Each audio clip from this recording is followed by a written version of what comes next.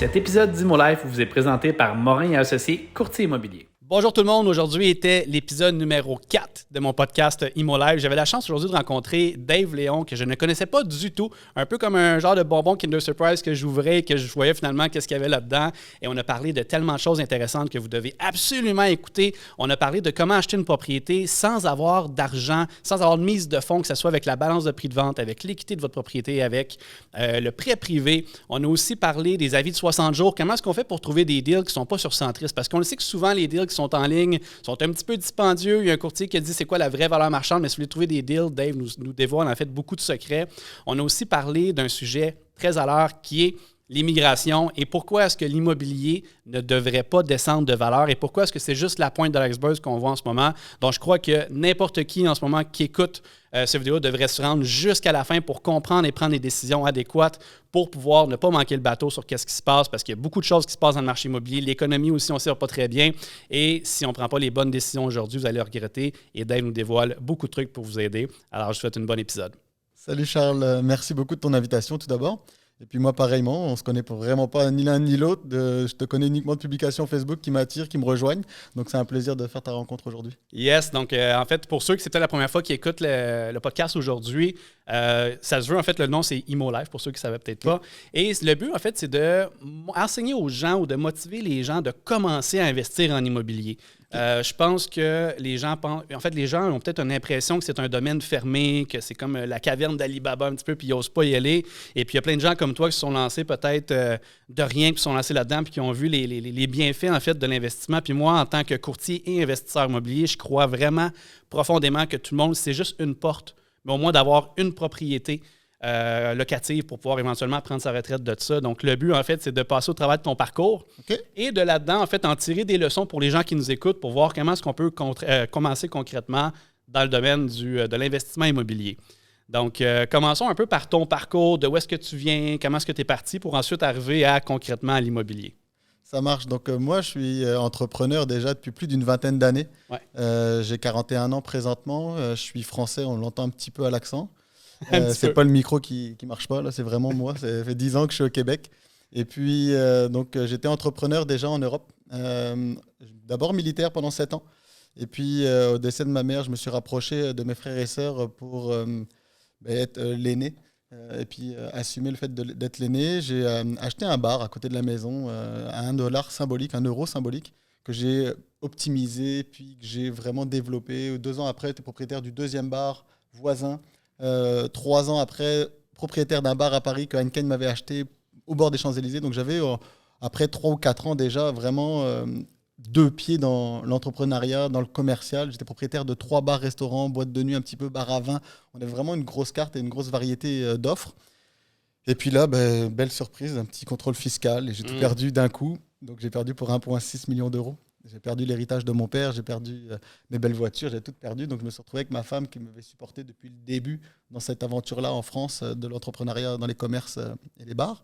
Et puis, elle m'a dit, regarde, en France, on te tape dessus dès que tu es entrepreneur, dès que tu as un petit peu tu réussis. Donc, on va au Québec. Ça fait passer au Québec, ça? Non, c'est vraiment pas. Non, c'est beaucoup plus facile le Québec. La France sont vraiment, vraiment plus rough et vraiment. Ils appuient là où ça fait mal. Là, ils sont vraiment bons pour ça. Donc, on est arrivé ici au Québec. Moi, j'avais pas de passeport, j'avais pas de nationalité, pas de citoyenneté, rien du tout. Je suis venu en tant que touriste. Et puis, ma femme, tout de suite, s'est mise à travailler parce qu'on est arrivé dans un petit condo à Sainte-Martine, là, c'est proche de Châteauguay, pour se refaire. On n'avait plus rien, vraiment rien. Et partie, elle, gérante à IGA parce qu'elle avait des notions de cuisine. Et puis, moi, il fallait que je trouve quelque chose. Puis l'idée que j'ai eue, c'est dans mes commerces, dans les bars que j'avais notamment, j'avais des jeux d'art électroniques. Ça marchait très, très bien. Puis au Québec, ça n'existait pas. Donc, ma première compagnie, j'ai fait une formation à San Francisco de quelques jours. Puis je suis revenu ici importer cette machine-là, puis avoir le monopole au Québec avec un gros contrat des machines ultra modernes du Japon que j'ai importé. Et ça a été dur les premiers mois. Puis dès que ça a démarré et débloqué, là, je suis une belle compagnie prospère, là. Pendant 7 ans, jusqu'au Covid, j'ai eu vraiment de Rimouski, Val-d'Or, Gatineau, Sherbrooke, Montréal. Tu jouais sur mes machines de dard. Dans n'importe quel bar que tu allais dans la province, tu jouais sur mes machines. Machine en ligne, caméra, tu joues contre du monde, tu joues contre un chum, de Gatineau à Trois-Rivières. C'était vraiment quelque chose d'interactif, de super enrichissant parce que les gens qui étaient au lac Saint-Jean, par exemple, au Delis à Alma, et puis ceux qui étaient à Saint-Jean-sur-Richelieu, Ben, ils s'appelaient, hey, on fait une game de dards entre nous, entre cousins, entre frères et sœurs, entre amis. Il y en a qui étaient. C'était vraiment plaisant d'avoir importé ce type de produit-là. Okay. Donc, ça m'a permis d'être entrepreneur au Québec et puis de découvrir le monde de l'entrepreneuriat d'abord au Québec avant le fameux Covid. Monde des bars, tous les deux dans le même panier, toute mon activité principale là-dedans. Ça va être le lien direct avec l'immobilier. Parce qu'au bout d'1 an et demi ou un an, sans quasiment rien faire, vivre sur mes acquis, puis vivre sur mes ressources que j'avais accumulées, ça s'épuisait. Vendre du bateau, vendre de la Mustang Cabriolet, j'avais une belle qualité de vie, j'avais plus rien. Je dis, on est presque à vendre la maison. Puis j'avais un ami qui partait courtier immobilier. Puis là, il me dit, regarde, j'ai envie, avant d'être courtier, de savoir comment ça marche l'immobilier, comment ça fonctionne. Et puis j'ai un ami, il m'a parlé d'avis de 60 jours. Donc les avis de 60 jours, c'est les avis que les gens reçoivent quand ils vont perdre la maison. C'est-à-dire qu'ils sont à veille de perdre, c'est une mise en demeure. Qui implique les gens qui sont en retard sur les taxes, sur leur hypothèque. C'est différent d'une vente pour taxes. Et puis donc je me suis mis dans cette niche au début. Okay. J'étais frappé aux portes des gens qui étaient en difficulté. Parce que comme j'avais perdu ma maison et comme j'avais eu cette situation-là, je voulais savoir est-ce que je peux impacter ces gens-là. Au début, moi, quand on m'avait vendu le projet, c'est non, tu vas voir ces gens-là parce que tu vas flipper la maison. Ils vont être en difficulté, ils ont besoin de vendre, toi tu vas l'acheter et puis tu vas la revendre. Moi, ça ne m'intéressait pas. Pendant le premier mois, j'ai dit non, mon partenaire, je partirai pas dans l'immobilier, c'est profiter du malheur des uns. Et puis, non, en allant faire de la formation, regardant un peu sur YouTube, me formant autodidactement sur la vie de 60 jours, sur l'hypothèque légale, sur la prospection ciblée, j'ai vu qu'il y avait plein de possibilités autres que la vente pour ces gens-là. Et je me suis consacré mes 2 premières années uniquement à ça, c'est-à-dire du porte-à-porte. Okay. Porte. Puis dis-moi, pour les gens qui nous écoutent, comment est-ce qu'on fait pour savoir si un propriétaire a reçu un avis de 60 jours? On prend ça de où? Donc ça se trouve dans le registre foncier du Québec. Dans le registre foncier, ça coûte $1 par adresse pour avoir cette information-là. Maintenant, il y a des sites qui sont très bien faits, où on peut les nommer, c'est JLR, Mon Prospecteur. C'est des sites qui ont chacun leur attractivité.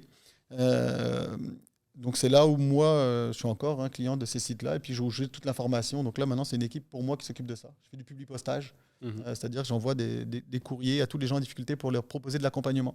Et puis surtout pour leur ouvrir les yeux, leur donner des options, en leur disant, regarde, c'est sûr que la situation aujourd'hui, elle est comme proche dramatique. Toi, psychologiquement, tu es atteint, parce que c'est impossible quand c'est la maison de famille. Donc, je suis là pour t'appuyer, t'accompagner, pour que tu aies un soutien, un outil pour voir ou t'éclairer sur la situation. Le but, là, c'est pas de closer un client. Il n'y a pas de vente là-dedans. Il y a le but d'ouvrir les yeux. Et ma compagnie Immoplay, c'est fait pour ça. C'est la plateforme pour, OK, on a cette situation-là, c'est comment de cette situation négative, on peut quasiment la transformer en positive. Donc, on est quelque chose, ça peut être une conciliation de dette, ça peut être une vente quand c'est la pire des solutions, mais tu n'as pas le choix. Je veux les orienter vers la vente parce que c'est la meilleure solution que d'aller en prêt privé puis après d'ensuite tout perdre. Tu perds l'équité de ta maison. Donc, souvent, la vente, c'est une des meilleures solutions. Mais il y en a d'autres. Il y en a d'autres, des solutions alternatives. Le love money, comme on appelle, on peut aller se tourner, on n'ose pas. Dans ces cas-là, ils n'osent pas voir la famille, ils n'osent pas le dire aux parents, ils n'osent pas le dire aux frères et sœurs qui sont dans une situation délicate. Moi, je vais être cette personne-là. Il n'y a pas de contrat là-dessus, on s'entend que ce n'est pas quelque chose de faire signer. Moi, je vais être là pour psychologiquement les accompagner et les aider en leur disant, regarde, je suis là, je suis passé par là. Viens, on donne un coup de téléphone à ta sœur, à ta maman, puis tu dis, regarde, à $10,000 pour sauver un peu l'hypothèque, pour souffler, pour voir si on n'a pas des options sur le temps. Mais au moins, tu n'es pas pris à la gorge, tu n'es pas dans une position délicate et une position surtout d'urgence. C'est un peu ça mon métier là, présentement. Et si vous aimez le podcast ImmoLife, n'oubliez pas de nous suivre sur les différentes plateformes. Mon nom est Charles Morin. Donc, vous allez voir sur Facebook, sur Instagram et sur TikTok, vous allez nous trouver. Allez également voir la chaîne YouTube ImmoLife pour vous assurer de ne manquer absolument aucun épisode. On veut vous donner beaucoup de valeur, on veut vous donner plein de trucs qui sont gratuits. Donc, profitez-en et si vous avez des questions, gênez-vous pas à m'écrire. Je me rejoins beaucoup dans ce que tu dis, où est-ce qu'au début, la première façon de faire ne te rejoignait pas. Tu sais, c'est comme moi, dans le courtage immobilier, il y a quand même beaucoup de gens qui sont là pour juste le cash. Puis on le sent, ça. Puis les gens, la façon de travailler, on le sent beaucoup, puis ça paraît pour beaucoup. Puis moi, j'ai essayé au début parce que c'est ce qu'on enseigne à l'école, les différentes écoles de formation aussi après notre formation de courtier standard pour mieux vendre, nous apprennent beaucoup à juste penser au cash puis aux chiffres. Puis moi, ça ne me rejoignait pas. Puis au début, je l'ai fait. Puis j'ai tellement pas aimé ça. Puis finalement, j'ai changé ma mentalité où est-ce que je me vois vraiment comme un accompagnateur puis un expert dans mon domaine, puis j'ai pas assez de doigts sur mes mains pour compter le nombre de fois que j'ai dit à mes clients « Faites pas ça ». Puis pourtant, de leur dire ça m'empêchait de faire une commission parce qu'eux étaient prêts à vendre ou à acheter quelque chose, puis je voyais que ça ne concordait pas avec ce qu'eux cherchaient. Et puis depuis que je fais ça, je me sens tellement bien, puis je trouve que j'apporte de la valeur, puis j'aime ce que je fais à cause de ça. Donc je me rejoins beaucoup dans ta façon de faire parce qu'on sait qu'il y a beaucoup de gens qui profitent du fait que des gens sont dans le trouble avec un avis de 60 jours. Puis toi, évidemment, ils ont besoin d'accompagnement. Oui, tu en retires un revenu, mais en même temps, tu leur apportes une valeur aussi, tu leur apportes des solutions. Donc, je te lève mon chapeau pour ça. Exactement. Mais merci. Mais, Moi, tu me rejoins et on se rejoint l'un ou l'autre, c'est que l'image de l'immobilier, elle est cornée un petit peu. Mais pour être dedans à 100%, puis pour côtoyer énormément de monde, c'est juste 10-15% du monde qui donne le 100% de la négativité. Parce qu'il y a 90% des gens dans l'immobilier là, qui sont là pour redonner, qui sont là pour partager, qui préfèrent faire un profit de $10 là où ils pouvaient en faire 100 000. Mais parce qu'ils vont faire ça pour les gens, pour être des meilleures personnes, pour se sentir bien, pour se sentir grandi. Puis la chose la plus enrichissante là, pour toi, quand tu vas faire la meilleure action, j'ai déjà gagné un chèque, tiens, à 10 000. Puis j'ai déjà aussi comme nourri des itinérants. Et puis je me souviens beaucoup plus de ma journée où j'ai eu du fun avec les itinérants. Puis ah, waouh, ma femme me l'a que ce 10 000 là. Ouais. Tu sais, l'argent, ben, gars, tu le fais, puis il est tombé, ou il est dépensé, ou il est parti. Mais l'émotion que tu as eue, puis le sentiment de bien-être que tu as offert à ton prochain ou à toi-même, ça n'a pas de prix. Tu vas t'en souvenir toute ta vie. Puis c'est des choses que tu lègues à tes enfants. Puis c'est des choses c'est des valeurs. Puis les valeurs, pour moi, ben, financièrement, waouh, tu sais, c'est ça. C'est comme ça que je le sens et c'est comme ça que je veux le faire. Et c'est aussi pour ça que je fais des podcasts, que je fais beaucoup de TikTok. Tu me vois sur Instagram, hey, Dave, le français, on le voit partout. Je fais ouais, mais parce que moi, j'en suis déjà à l'étape, même si je suis jeune et que je n'ai pas réussi dans l'immobilier comme beaucoup ont réussi. Je veux le redonner tout de suite, ce que j'ai déjà appris. L'expérience que j'ai, je veux déjà le donner maintenant parce que ben, dans 20 ans, j'aurai 60. Les autres, les petits jeunes qui ont 20 ans maintenant, ils auront déjà 40. Ouais. Autant le donner maintenant. Tu sais, c'est ça. Mais tu sais, c'est une autre chose qu'ils disent, c'est que c'est l'enseignant qui apprend le plus. Moi, ce que je me suis rendu compte beaucoup, c'est que je fais beaucoup de vidéos, des stories, où est-ce que des fois, je parle d'un sujet que je ne maîtrise pas tant que ça. Puis des fois, juste de vouloir l'enseigner aux autres puis d'en parler fait en sorte que je m'apprends des choses moi-même, parce qu'en parlant, j'ai comme une idée qui me pop. Puis là, je vais là-dedans, puis je suis comme, hey, j'avais pas pensé à ça. Puis là, j'en parle, puis je donne mon idée. Puis après ça, je réécoute mes stories. Moi, là, on a capote parce que je peux réécouter mes stories des fois 10-15 fois parce que j'apprends de ce que je parle. Fait que c'est comme si je parlais, mon cerveau est grand ouvert. Je pense pas à ce que je parle, c'est juste un livre ouvert. Je les réécoute après, puis j'apprends de moi-même. C'est quand même drôle aussi. Fait que je pense qu'il y a peut-être ça aussi que tu n'as peut-être pas réalisé, mais qu'en enseignant aux autres, tu apprends aussi des choses. Entièrement d'accord avec toi. Et puis, quand tu dis, tu parles, tu fais une action. Tu fais l'action de parler, l'action d'aller à un podcast. Ouais. Et puis, faire une action, c'est un mouvement, c'est quelque chose on apprend en faisant. Il y a une expression qui dit ça, là. Puis, c'est exactement ça. Des fois, c'est sûr, il faut avoir des connaissances. Le savoir, c'est le pouvoir. On le sait que c'est important de se former. Mais une fois que tu as une très bonne formation et que tu analyses et que tu suranalyses, mais tu n'as rien fait. Tu n'as pas fait vraiment d'action. Tu n'as pas réalisé les choses. Tu ne les as pas interprétées. Puis tu ne peux pas donc les imager ou tu ne peux pas prendre conscience de ça. Tu ne l'as pas fait. Donc vraiment, tu sais, les gens, tu disais dans ton podcast, c'est découvrir l'immobilier ou partir. Mais faites un premier pas. Faites une première action. Je ne dis pas d'acheter tout de suite, mais essaye une PA ou fais une visite. Parce que si tu en visites 10 des choses, bah, tu vas avoir un gauge. Tu vas savoir que pour ce prix-là, j'avais eu ça, mais pour ce prix-là, j'avais eu ça. Et puis, là, on sait que ça ne correspond pas du tout à nos besoins. Ça se rapproche plus. Tu ne vas jamais trouver la première visite, c'est la bonne. Ou alors, tu as mal fait les choses, c'est impossible. Donc, c'est le plan d'action, je trouve, c'est super important. Je le dis beaucoup aussi. Des fois, je parle à des gens qui sont comme, on n'est pas encore prêt à acheter ou à vendre. Donc, on n'est pas prêt à rencontrer un courtier. Puis, je leur fais savoir, puis ça, c'est important que les gens le comprennent. C'est que moi, j'adore être vraiment là avant que ce soit le temps d'avoir un courtier parce que justement, je suis capable de préparer les gens à. Donc, des fois, je leur dis, même si on n'est pas prêt à vendre maintenant, je commence à prendre contact avec eux, j'évalue la maison, puis je leur envoie des comparables vendus régulièrement pour qu'ils voient l'évolution du marché. Puis quand ils veulent acheter, même si c'est juste dans 1 an, je leur envoie des comparables par la poste. On est rendu en 98, ça va bien. Par courriel. Puis là, ils voient justement tout le marché immobilier, puis ils se forment. Fait que comme ça, à un moment donné, quand ils voient une belle opportunité, j'ai même pas besoin de leur dire, puis ils connaissent déjà ça. Donc, on est déjà dans l'action, même si on n'est pas prêt tout de suite. Donc, je pense que ça s'applique autant aussi aux investisseurs immobiliers. Puis, dis-moi, dans le fond, on parlait d'avis de 60 jours. Donc, si les gens ne veulent pas vendre, est-ce que tu as une autre façon de faire de pouvoir les aider ou est-ce que tu en tires un revenu aussi? Parce qu'évidemment, on n'est pas une OBSL non plus. C'est ça, c'est sûr que je fais ça pour l'argent, pour gagner de l'argent, parce que surtout que je sortais d'une situation délicate qui était la fermeture des bars et puis du Covid, mais je voulais faire du bel argent, c'était de la bonne manière. Exact. Donc, moi, le fait de faire un flip, des fois, ça arrivait par la force des choses. C'est-à-dire qu'un client sur 10, un client sur 20, il est tellement pris à la gorge, il s'y est pris tellement tard, et puis la situation est telle que la solution, si je veux vraiment l'aider, parce que s'il perd sa maison et il se retrouve en faillite, c'est difficile, 5 ans pour se relever, pour tout ça. Donc là, je lui propose d'embarquer avec moi dans mon flip. Okay. C'est-à-dire, moi, je vais le racheter sa maison, mais il va avoir un pourcentage de ma réussite. Ah.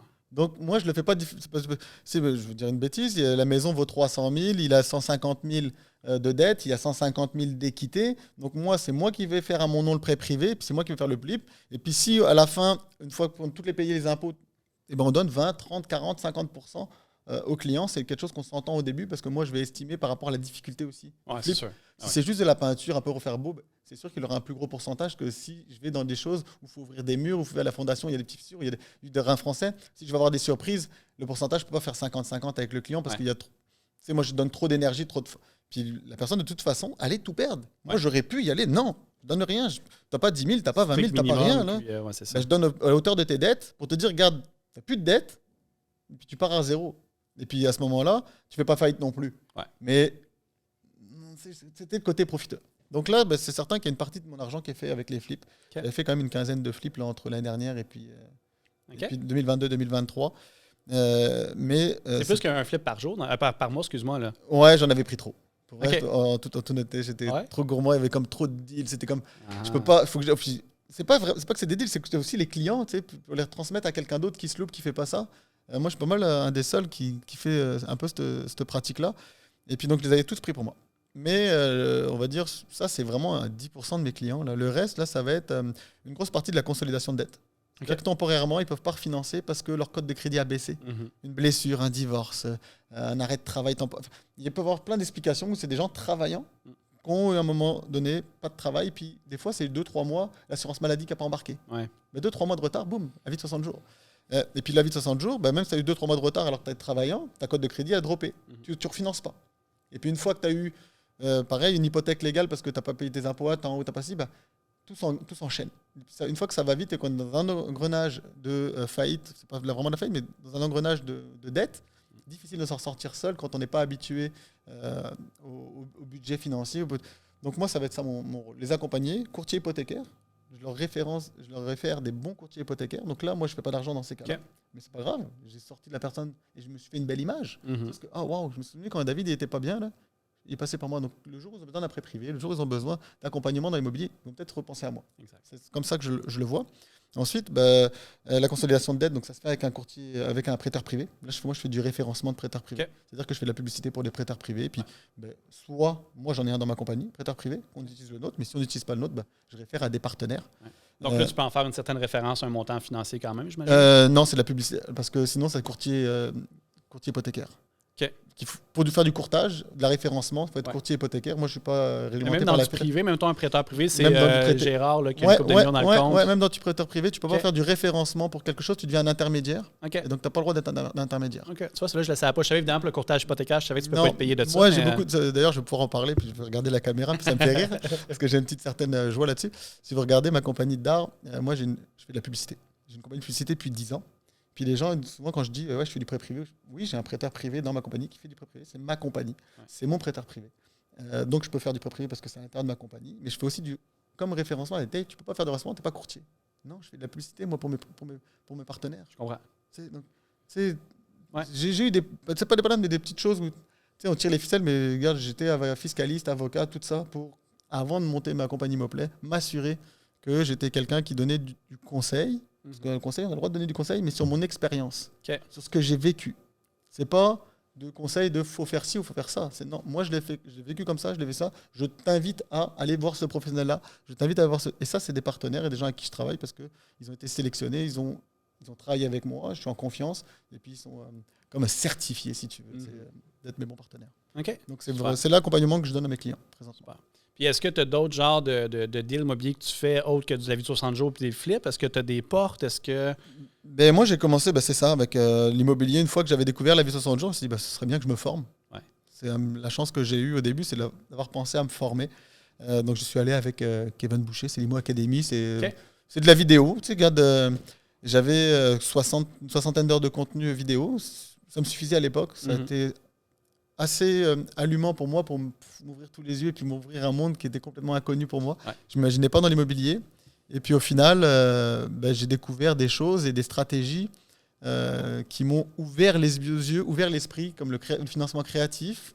C'est quoi ça? On peut acheter sans argent, on peut acheter un building, je ne parle pas de triplet, sans argent. Moi, je sortais d'une situation entrepreneur, 2 ans, pas de salaire, donc je n'avais pas moyen d'acheter quoi que ce soit, même un duplex.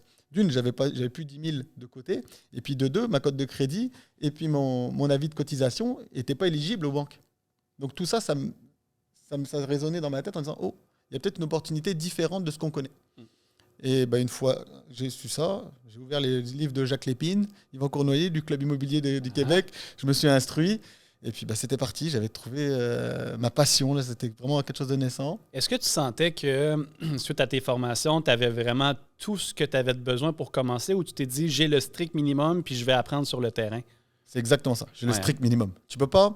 Puis ça diffère tellement la réalité de la formation. Mm-hmm. Je pense que c'est un peu dans chaque métier pareil. Tant que tu l'as pas vécu, les livres, ça reste les livres. Là. C'est sur le terrain que tu apprends. C'est là où tu fais vraiment ton expérience. C'est là où tu as des défis. C'est là où, on m'avait dit comme ça, mais c'est pas comme ça que ça se fait. Donc, pour revenir à ta question, mon premier sixplex, parce que j'ai attaqué un sixplex au début, on m'avait dit que c'était possible. J'avais pas d'argent, j'avais vraiment rien. Je sortais du Covid, c'était 2021.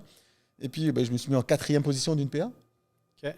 Parce que c'est le Covid, tout le monde se jette sur les immeubles. Je fais, mais 4e, c'était aucune chance. J'ai aucune chance si je le fais pas, j'ai pas de chance non plus. Mais si je me mets 10 fois ou 20 fois en 4e ou 5e ou 2e, là c'était à Saint-Jean-sur-Richelieu, puis j'étais 4e. La première elle tombe pour l'inspection, la deuxième elle tombe pour le financement, la troisième elle tombe pour le financement. On arrive à Dave. J'étais comme, qu'est-ce que je fais? 6, 5,5 tout en briques de 70. J'ai pas 5000 à mettre. Et là, on me dit, là, je négocie un peu. Je me dis, lui, il doit être tanné. Ça fait le 4e qui. Je suis au 4e. J'ai rien à perdre. J'avais rien. Donc, là, d'un immeuble qui était, je pense, listé 825. Et puis, il avait accepté 815. Je fais, non, moi, c'est rendu 775. Je m'essaye. Puis, au pire, il négocie. Puis là, ouais, ok. Je fais, mais tu connais la balance de prix de vente. Je veux aussi 25% de balance de prix de vente. Alors là, ça faisait gros, mais le monsieur, il a accepté, il ne connaissait pas ça. Ouais. Moi, j'avais appris la balance de prix de vente, ce que c'était. Je m'étais fait un échéancier avec amortissement 25 ans, avec tout ça. J'avais tout bien fait mes choses et puis je l'avais apporté. Donc, il avait vraiment une belle vision de tous les mois ce qu'il gagnait, tous les années. Ouais. Puis, il voyait les intérêts. Donc, je dis en plus, tu peux tes impôts, tu ne vas pas économiser sur les impôts, mais tu peux les échelonner sur 5 ans, sur le temps de la balance. Puis... Pour ceux qui ne connaissent pas ça, là, on tombe dans le sujet croquant, une balance de prix de vente. Parce que ça, je pense que c'est la pierre angulaire de l'investissement immobilier. Tous les investisseurs qui ont beaucoup de portes, puis à un moment donné, c'est le cash flow qui manque, connaissent la balance de prix de vente, puis je pense que c'est l'effet de levier le plus fort qu'on peut avoir dans l'immobilier. C'est quoi concrètement, là, on parle de demi-demi, là, c'est quoi une balance de prix de vente? Dans le fond, une balance de prix de vente, c'est tu veux te porter acquéreur d'un bien immobilier, puis cette personne, elle a dans son hypothèque, l'immeuble vaut 1 million et puis il lui reste 500 000. Donc, elle va avoir un 500 000 de gain en capital lors de la vente. Puis 500 000 de gain en capital lors de la vente, quand tu le mets aux impôts, la première année, ça peut faire très mal. Donc, il y a des gens qui sont intéressés parce que si 500 000, ils n'en ont pas besoin pour investir ou partir en vacances ou un projet pertinent, ils peuvent te prêter peut-être 100 000, 200 000, 250 000, 50% de leur gain pour toi acquérir leur bien. Donc, c'est-à-dire que tu prends l'argent qu'allait faire le vendeur pour ta mise de fonds. Exact. Donc, comme tu as le vendeur qui te prête, et puis c'est quelque chose de tout à fait légal. Hein. On ne parle pas de choses complètement illégales, c'est vraiment le vendeur qui t'aide et t'accompagne pour faire un achat. À tempérer, une fois que tu as, par exemple, 20% ou moins 25% de balance de prix de vente, donc 25% de l'achat, je ne peux pas aller dans une banque traditionnelle. Il y a quelques temps, Desjardins le faisait encore, c'est fini, ça ne marche plus, on ne peut pas financer parce que le vendeur prend des risques de financement, la balance de vente, et puis le créancier va mettre le reste. Moi, je suis acheteur, je mets 0. C'est impossible, je ne me suis pas mouillé. Je n'ai pas pris de risque que je vais acheter quelque chose. Ça ne marche pas. Dans ces cas-là, avec 25% à l'époque, et puis en mettant une garantie collatérale ma maison, j'avais eu 75% d'un prêt privé. Okay. Donc là aussi, je parle d'une autre technicalité, c'est la garantie collatérale qui est un peu comme la balance de prix de vente. C'est une technique, on utilise l'équité restant sur une maison, on peut aller jusqu'à 70% en moyenne. Et puis cette garantie-là, j'ai 200 ou 300 000 sur ma maison d'équité, de différence entre l'hypothèque et la valeur. Je prends ça pour le mettre en garantie sur quelque chose. C'est-à-dire que je n'utilise pas cet argent-là, je ne le refinance pas. Moi, je ne refinance jamais dans mes stratégies parce que ça augmente mes mensualités. Puis avec les taux, là, je ne peux pas le faire tous les 2-3 ans, la refinancer. Là. La collatérale, je le fais, ça dure 2 mois, 6 mois. Une fois que j'ai fini mon projet, je le refinance, ma collatérale est toujours là. Ouais. Puis ma mensualité est restée. Donc là, c'est une autre stratégie que j'avais utilisée en même temps. J'avais financé à 100%. Prêteur privé 75, 25% balance de prix de vente. Puis j'ai pas fait de la rénoviction. Là. C'est-à-dire que j'avais 6 locataires. À la revente, là, il y a 3 mois que j'ai revendu celui-là, j'avais encore 5 locataires identiques. Okay. La chose que j'avais fait, c'est de chercher un win-win.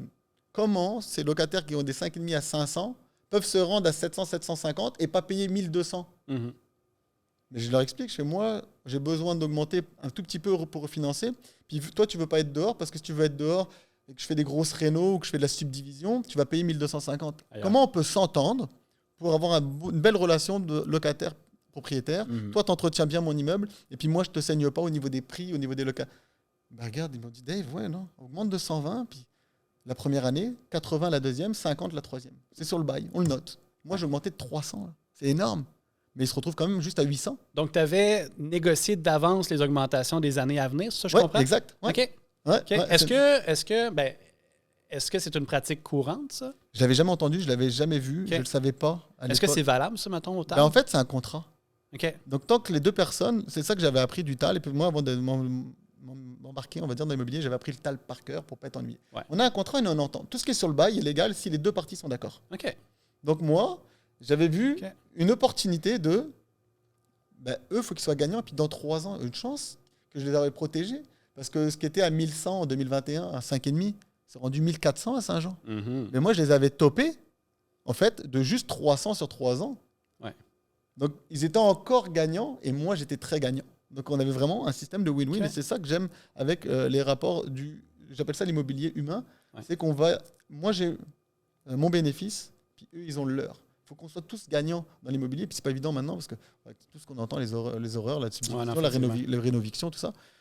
moi, c'est pas vers là où je m'enligne. Et puis, c'est un peu comme ça que j'ai, on va dire, grandi dans l'immobilier jusqu'à 40 portes là, quasiment en 2 ans. C'est très rapide. Surtout, il ne faut pas oublier qu'en plein COVID, les prix ont augmenté rapidement.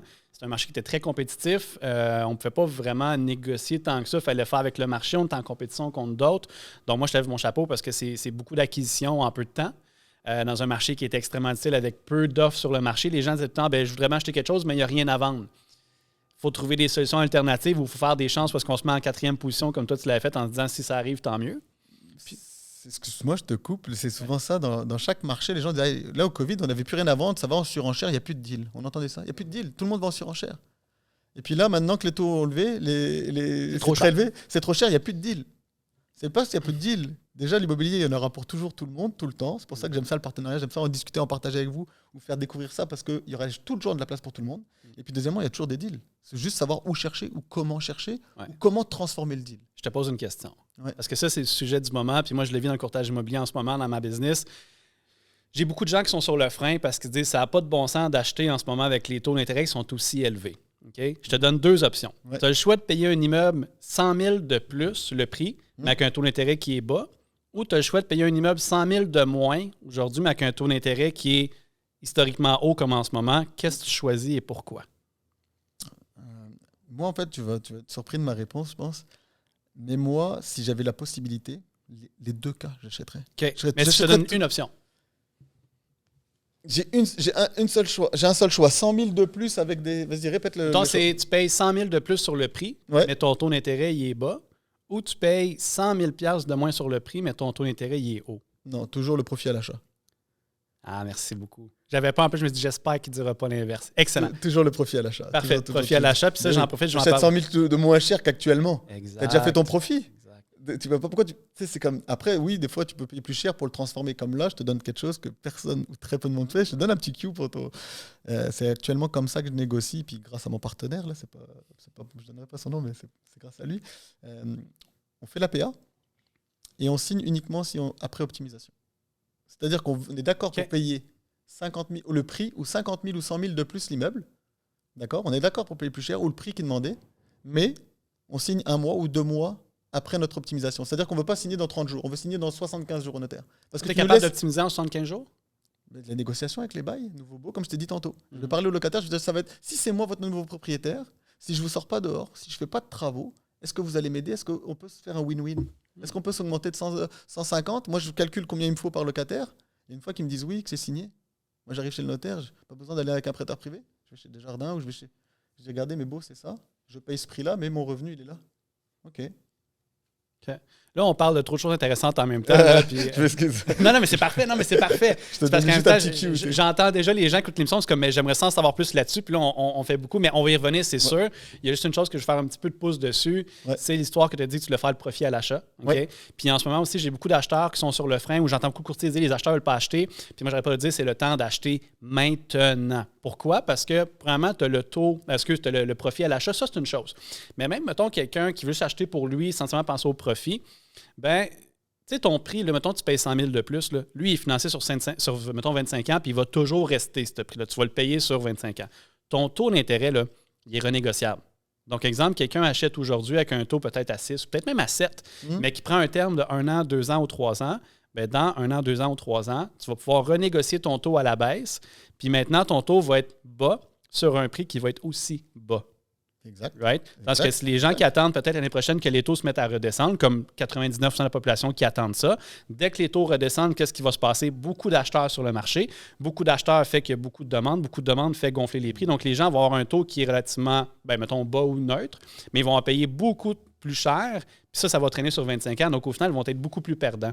Fait que je trouve ça intéressant qu'on ait mis un petit peu d'emphase là-dessus. Là. T'as très bien fait. Puis, j'ai lu un commentaire Facebook, là, c'était aujourd'hui, ce matin ou hier, là, d'un gros directeur, et qui disait l'immobilier, c'est du moyen sur du long terme même. Regardez pas ce qui se passe maintenant, mais regardez ça sur 15 ou 20 ans. Si vous achetez là, et vous regardez une vision long terme, le taux d'intérêt a très peu d'impact sur la valeur. Parce que si vous achetez aujourd'hui à un taux d'intérêt haut, quand ça va redescendre, il va voir combien il va valoir votre immeuble. Il va être beaucoup plus cher. Donc vous allez acheter beaucoup plus cher, comme 100 000, 200 000 de plus que ce que vous avez. Donc, c'est mieux d'acheter quand c'est haut, parce que quand ça va être bas, ça sera encore plus inachetable. Mais là, on va dire, ah bah oui, mais les taux sont bas, on peut acheter. Les gens ne comprennent pas. C'est ça, les gens ne comprennent pas. Il y a toujours des vagues dans l'immobilier.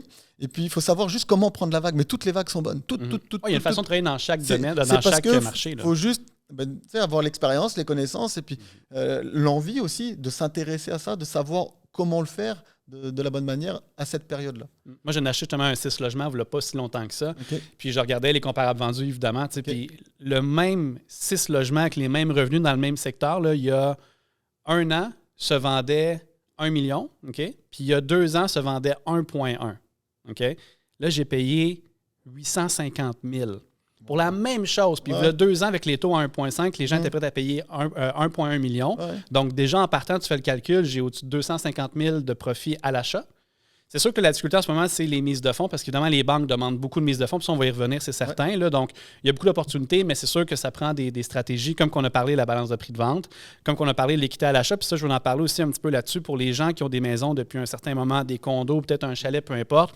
Vous pouvez commencer à investir avec cette propriété-là sans sortir d'argent de vos poches. Oui. Donc, ça, c'est des questions là-dessus. Venez m'écrire, je vais pouvoir vous aider, mais vous n'avez pas obligé d'avoir de l'argent dans le compte si vous avez des propriétés ou si vos parents ont des propriétés qui sont souvent clairs d'hypothèque, puis vos parents veulent vous aider, mais ils vous disent « Ah, j'ai pas d'argent », c'est pas vrai, ils sont pas mal plus riches que vous le pensez, vos parents. Je vais te raconter une petite histoire, là, je vais prendre 2 minutes juste pour, par rapport à ça. Je suis tombé sur Marketplace, un 8plex en périphérie de Montréal, proche de Saint-Hyacinthe, et puis je n'avais pas d'argent. Il y a encore pour investir là-dedans, surtout en périphérie, ça ne m'intéressait pas. Et puis j'appelle un ami qui est, lui, proche Saint-Rémy, donc proche Saint-Constant, c'est première, deuxième couronne de Montréal. Puis je sais que sa maison, elle a pris de l'équité pendant le Covid. Je dis, regarde, moi, je n'ai pas justement de mise de fonds à mettre. On va partir avec ton équité, puis tu vas être 50-50 avec moi. Je ne connais rien à l'immobilier, je fais, tu n'as pas besoin de connaître. Tu signes juste qu'on met ta maison en garantie pour les premières années pour l'acquisition. Il a signé, on est parti avec prêteur privé juste pour le 20% qu'on avait besoin. Le 80%, bon là, c'est la chance de ma vie. J'ai eu 80% de balance de prix de vente. Ouais. À 4% sur 5 ans. Wow. Et puis j'ai payé le 8plex à 410 000. Donc j'ai un cash flow positif énorme. Mais c'est juste parce que je ne voulais pas manquer ce deal-là. Donc je suis parti avec de la créativité. Je dis, comment je peux avoir la mise de fonds? Je ne l'ai pas. Ouais. Tu l'as trouvé où le deal? Comment? Marketplace. Ah, ça, tu l'as dit, excuse-moi. Ouais, Marketplace. Marketplace, ouais. Puis la personne, le propriétaire, vendait ça pas cher. Pourquoi? C'était quoi? Parce que j'étais pareil, 4 ou 5e visite. Il était tanné, les gens avaient des belles promesses. À chaque fois, on paye cash. Et tout le monde s'était jeté sur lui. Puis jamais personne passait au financement. Okay. Et donc là, quand c'était mon tour et que un peu plus d'expérience, c'est ça, j'ai trouvé le moyen créatif de justement, au lieu de mettre le 20 mise de fonds, 20%, moi, je l'ai mis avec un prêt privé. Puis lui, je l'ai gardé son 80%. Donc toi, tu as mis combien de ton argent là-dedans? Zéro. Ouais, j'ai jamais rien mis en fait. Ah, je sais, c'est depuis que j'ai commencé en immobilier, j'ai mis, c'est mentir de rien mettre parce que j'ai jamais une mise de fonds, mais quand il y a les taux augmentés, j'ai dû mettre un peu au bout pour que quand c'était cash flow positif, c'est plus devenu positif, manquer des 500, des 1000 des fois sur chaque immeuble. Est-ce que tu avais du variable? Ouais. Et donc je me suis retrouvé quand même, en 3 ans, j'ai peut-être mis quand même 40 000 en plus sur tous mes immeubles, là, sur mon parc de 30-40 que j'avais. Ouais. Et puis là, j'ai revendu une partie pour partir dans des plus gros. Puis je fais la même chose, là, sauf que là, je viens d'acheter un 18. C'est comme à Saint-Jean-Centreville. Comment ça ramp up? Ouais, c'est ça. Tu sais, là, on parle en millions, c'est comme 2 millions l'immeuble. Ok, c'est cool. Ouais, c'est d'autres choses. Mais c'est pareil, j'ai pas mis d'argent. Est-ce que c'est plus compliqué de faire du plus gros? C'est la même chose? C'est exactement la même chose, hein? Tu fais une PA. Ouais. Les visites sont plus longues parce qu'il y a plus de logements, mais c'est tout. Le reste, le travail, là, le certificat de localisation, le financement, tout, c'est exactement la même chose. C'est juste des chiffres qui changent. Donc le travail, moi, c'est oublié ça. Là, je ne travaille plus sur les petits. Même que moi, je vais dire, mettons, dans mon domaine encore de courtage immobilier, je vends autant de grosses maisons dans les millions que des plus petites maisons qui ne valent pas nécessairement très, très cher. Puis même que je trouve que parfois, c'est plus facile dans les grosses maisons. Pourquoi? Parce que souvent, tu as affaire à des gens qui se connaissent un petit peu plus dans le domaine financier et immobilier, parfois, mais encore là, c'est plus au niveau du domaine financier. Fait que je trouve que les gens, parfois, comprennent plus vite ce qu'on a besoin de faire, puis je trouve que mes transactions, ils flowent mieux. L'éducation financière. Tu sais, si les gens ont réussi à s'acheter une maison à 1 million, c'est qu'ils ont un bagage derrière, soit d'expérience, soit de travail, de connaissances, tout simplement, qui sont plus... Ouais. Parce qu'en temps, il y a beaucoup de gens aussi qui ont acheté des blocs ou se sont fait léguer des blocs de 4, 5, 6, 7, 8 portes. Fait qu'ils n'ont jamais été vraiment été investisseurs immobiliers. Donc là, quand tu vas acheter de eux, souvent, tu as besoin de les éduquer. Donc, c'est le vendeur, puis en plus, il faut que tu l'éduques. Donc, ça peut être un petit peu plus compliqué. Puis, fait que moi, j'ai entendu beaucoup de gens qui ont commencé des fois avec des plus gros projets, quasiment déjà en partant parce qu'il y avait les liquidités pour le faire, puis ça a super bien été. Puis d'autres qui essaient dans les petits logements, puis parfois, c'est plus difficile. Évidemment, ça prend le cash pour commencer. Ou ça prend quelqu'un qui a du cash. Hein. On va faire attention à ce que je dis parce que ça prend quelqu'un qui a du cash. Ben oui. Donc, ça, c'est super intéressant. Puis, dis-moi, mettons, dans ton l'autre que tu as acheté justement sur Marketplace, là. Donc là, tu as mis 0 cash. C'est quoi le plan avec ça? Est-ce qu'on va l'optimiser? On va le revendre? Ça, je le garde sur le temps, comme je t'ai dit, là, c'est sur du long terme, mais je l'achète, je suis déjà cash flow positif. J'ai pas besoin d'être agressif ou de parler de négociation avec les locataires. Je vais tranquillement, comme c'est un village au bord de Saint-Hyacinthe, ils vont d'eux-mêmes, là, il y aura des déménagements, je vais le refaire. Je suis arrivé, il y avait les toitures qui étaient faites, tout était neuf en plus à l'intérieur, très bien entretenu. C'était une personne qui partait à la retraite, qui avait très très bien entretenu son immeuble. Moi, je suis arrivé, j'avais vraiment rien à faire. Là. Une petite salle de bain que j'ai fait depuis. Une personne qui est partie, je l'ai relogée, puis de 400, tu passes tout à 950, là, parce que les personnes étaient là depuis 8-10 ans. Donc, c'était... Là, je le laisse aller, puis il est de côté, là, puis il fait sa vie. Dans le fond, le but, j'imagine, est-ce que tu fais encore beaucoup la vie de 60 jours puis des flips ou tu es vraiment plus dans le multilogement? L'un va pas sans l'autre. Regarde, le 18 que j'achète là à Saint-Jean, c'est un avis de 60 jours. OK. Parce que là, c'est une personne, je vais pas corner l'image des courtiers, mais c'est une personne qui a fraudé en tant que courtière, et puis... elle est tombée en faillite tout de suite. Et puis là, elle avait beaucoup d'immobilier. Donc... Karma. Karma. C'est ça. Regarde, donc moi, j'en ai profité. J'ai sauté sur l'occasion. Okay. Elle avait acheté les dernières 2,1 millions l'immeuble. J'achète 1 750 000. J'ai déjà fait un profit de 350 000 $ à l'achat. À l'achat, là.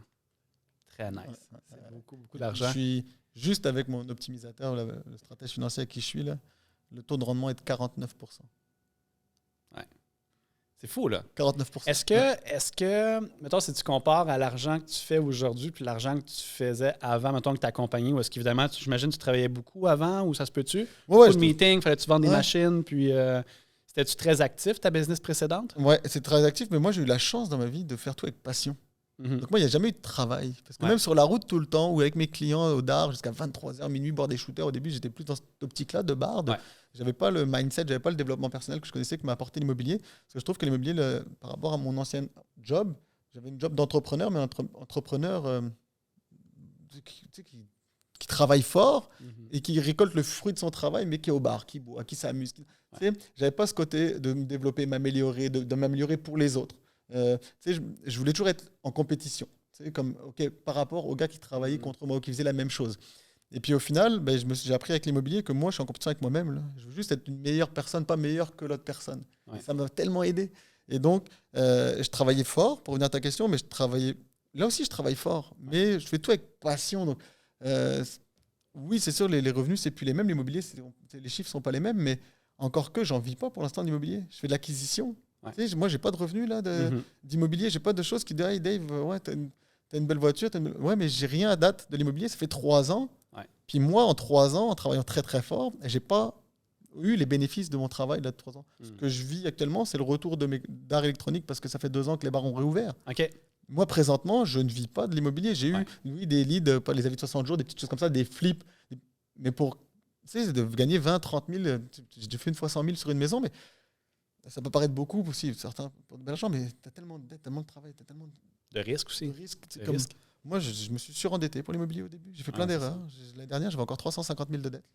Mais je pense que, comme tu disais tantôt, ça prend une vision qui est long terme. Parce que, tu sais, en ce moment, comme là, ce que tu disais, tu as fait 300 000 d'équité, l'autre, peut-être, tu as fait 200 000. Comme moi, sur les 6 logements, j'ai fait 250 000 d'équité. Puis ça, c'est sans compter mon optimisation.